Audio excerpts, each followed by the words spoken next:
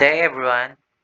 Today I will be presenting Bubble Sort, a simple sorting algorithm using information technology in data structural algorithm.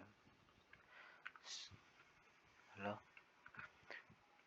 So what is Bubble Sort? Bubble Sort is a simple comparison-based sorting algorithm that repeatedly steps through the list of elements to be sorted. It compares adjacent elements and swaps them if they are in the wrong order. The algorithm gets a name because smaller elements bubble to the top of the list with each iteration. Despite its simplicity, bubble sort is not very efficient for large lists and is mainly used for educational purposes or when dealing with very small data set. So, ang bubble sort daw kuno is usa ka simple na algorithm na gi-compare ang sud sa list sa element list. Then if the first index is greater than to the next index, they swap. If not, they steal. For example, so how bubble sort works? The bubble sort algorithm works as follows. Assume we have an array 5, 3, 8, 4, 2. So start from the beginning of the list.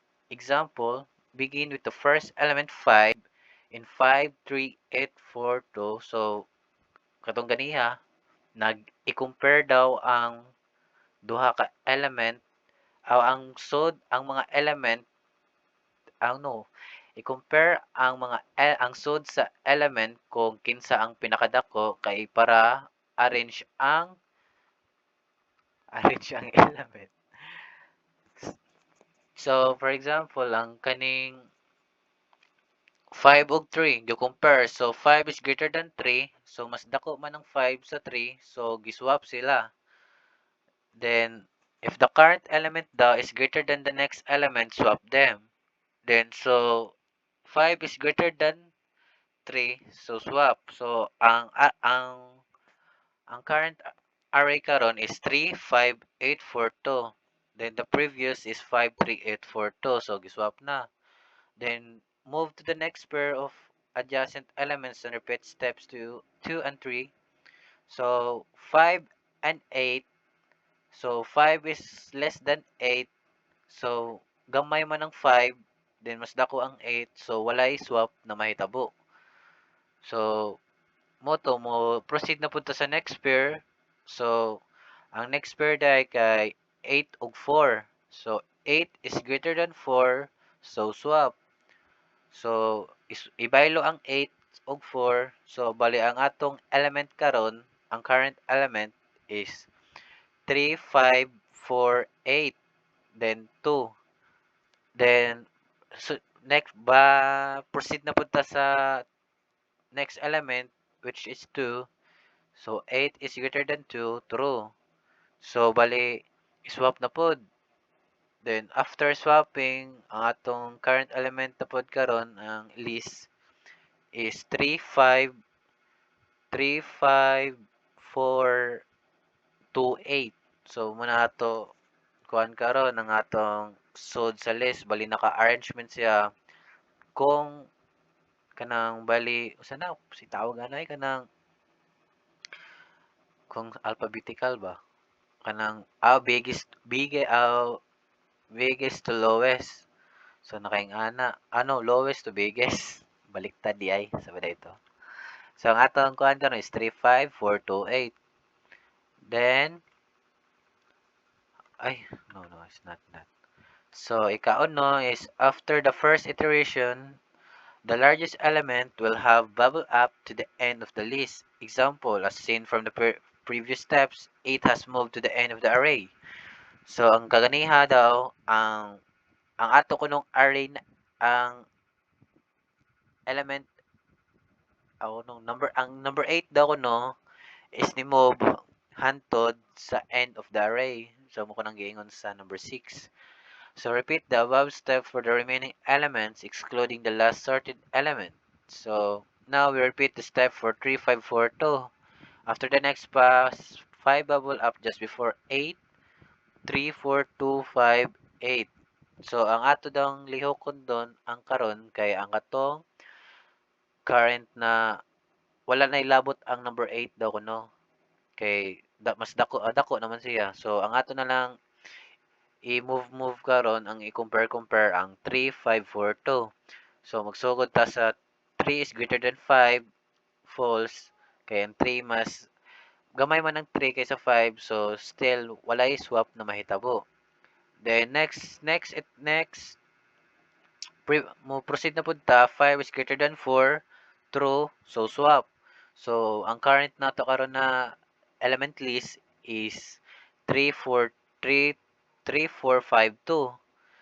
Then after ana swap na pud ta, i-compare na pud nato sa ika sunod na kuan na element. So for 5 is greater than 2, true. So swap na pod. So ang atong current element karon is 3, 3, 4, 2, 5. So nakita na nato ang ikasunod dako sa number 8. So muna pod na buhaton na pod nato, continue na pod. Bali ang ato na lang i-compare na pod kay ang 3, 4, 2. So 3 is greater than 4, false, false, false. So stay ra gihapon. Then mo na gihapon na pod next proceed na pod balik-balik lang na hantod ma bali ma-organize mo na ang tawag ana or basta ma-organize lang nato ang arrangement. Ang arrangement din nato dapat sakto, lowest to biggest. Mura nato goal sa bubble sort. So ang bubble sort dai is more in swapping. Then i-compare ang duha ka element kung dako gay ang first element sa ikaduhang element, so iswap. If dili gani, stay lang. Mura na ang bubble sort, dali ra na sabton. Ingana ra ng bubble sort. Kay ang iba manggod kaso ang ibang sorting di ba kay like if dako. If dako, kuan like mo proceed ra siya, mo proceed niya bisag gamay, mo proceed. Di para sa ani na if gamay stay lang. Mura na ang bubble sort sana na ma-understand. Ay kani code. Medyo ano 'to, mahirap 'to, yung code. Sige. So, oh my God, mahirap 'to, Sige. So our code today is C language. So, ngano mo gamit man tag function? So, sa giingon pa, mo gamit tag function para dili kaayo ana ganing dali ra makit-an kung asa ang sayop or dali ra mabasa ang code. Kay kung di man gud ta mogamit og function, gubot kaayo din pag mangita ta kung asang error or asa na siya ang dagan sa code, ang process sa pagkuhan, lisod kay pangitaon. So mas okay gyud if mogamit ta always og kuan kaning function. So ang kanide ay kay naay recursion, function, o kuan kanang sa toy pangana atong usa kalimot ko da og sa ni oy say tawag ato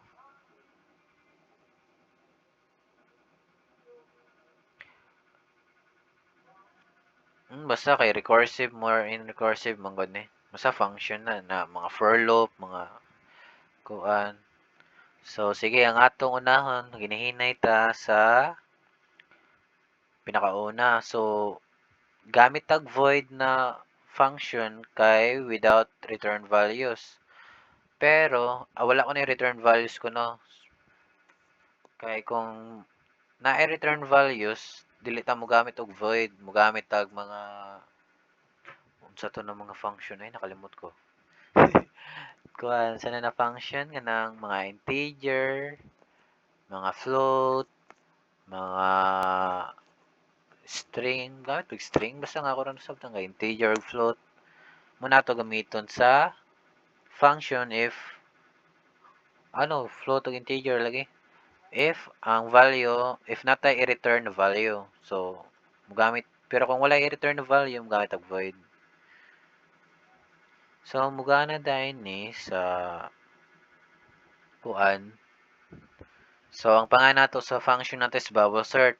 Then, nasa parameter, integer, name of the, saan kaning variable mo siguro ni. Pero na magay, kung kaugali yung tawag gani. Kanang sa, kalimot ko, array name, maguro na. O array name guro. So, ang ato pangalan sa array name is r.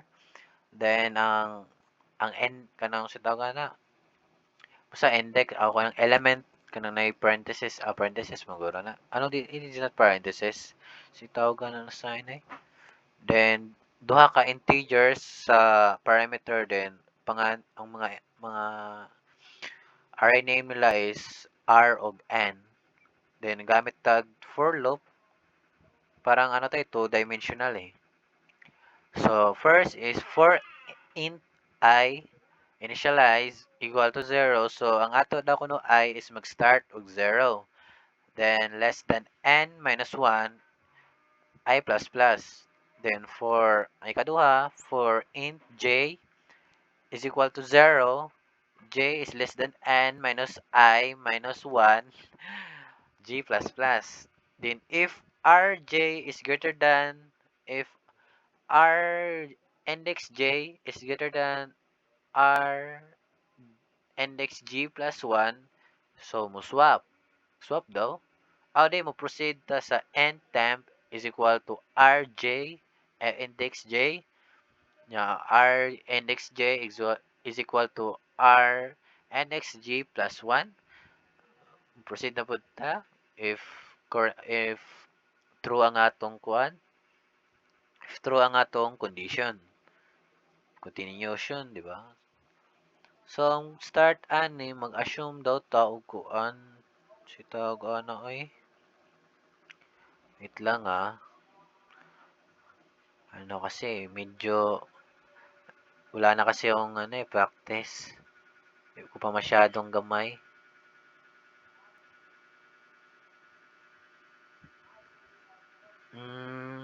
Wait lang, analyze. Di ko, sorry, nag-i-study ako while nag-videoing. Sige lang, okay lang. Okay lang, ma'am.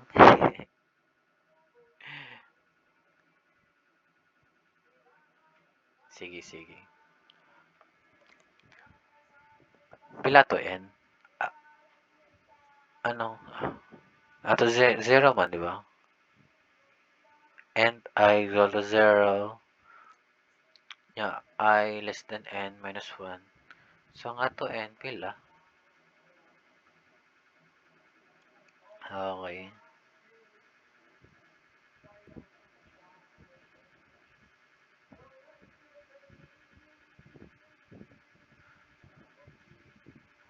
So, ang ato day first day kay muna i-swap lagi bali ang ato index nga is 64, 32, 25, 12, 22, 11, 90. Nakalimot mo ko yun sa ni.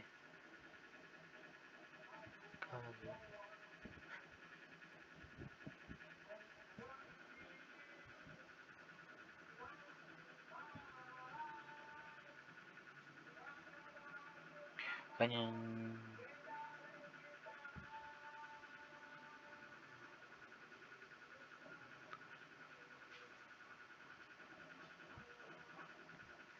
okay, gets. So, kuan day ang atong n, ano sa to n? Wala pa man tay n. Magkita magbuot kung pila ang n. Wala may nakabutang mag-input. Good. Bali ang process mo na. Ala.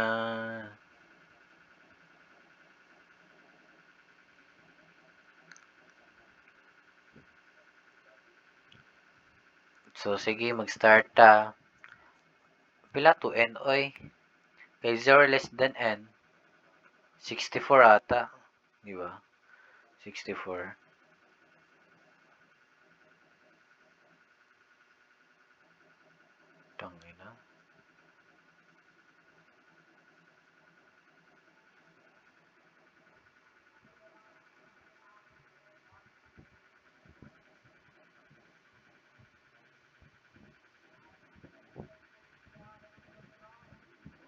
Oo nga, 64 nga.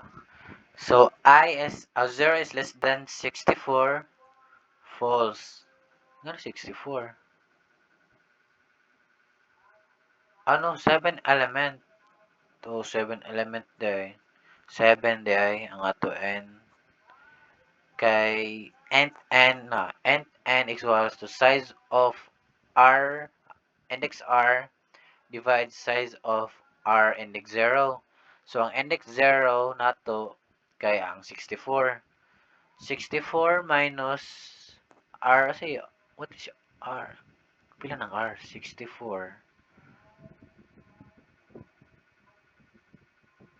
Oo, 7. 1, 2, 3. 64 divide 7 ata, di ba?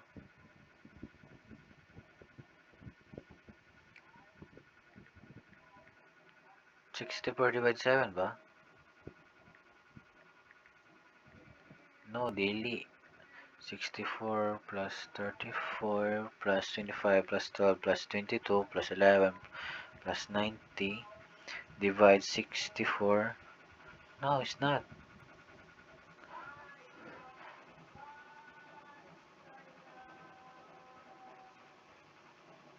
Ano daw?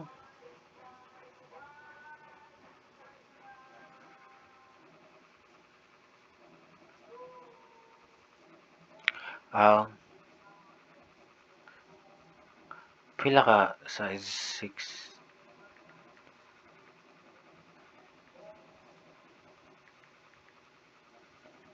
Tama ba?